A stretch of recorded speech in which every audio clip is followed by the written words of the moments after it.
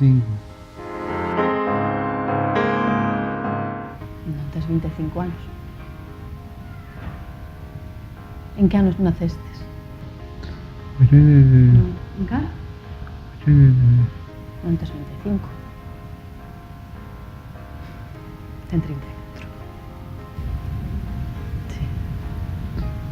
Que pasa que se quedou en esa edad. Quedouse nos 25 anos. A persoa non é capaz de crear novos recordos unha vez que se produciu o dano cerebral. O accidente foi o 1 de setembro de 2012 e foi un atropello nun paso de peatóns.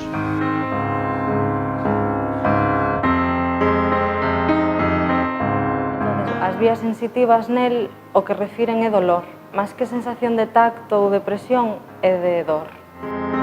Igual levas 3 anos traballando un mismo objetivo e ves que non hai avances. Entonces o que tratas é que a perda da súa condición física sea o máis progresiva posible, que en vez de ser un deterioro nun ano, que igual sea en 5 anos. Ao final, as deficiencias físicas ou as limitacións físicas o que fan crean unha dependencia, que ao final que na suple son os familiares. Entonces, se el está nunhas condicións físicas adecuadas, a carga que lle supón a familia é menor tamén.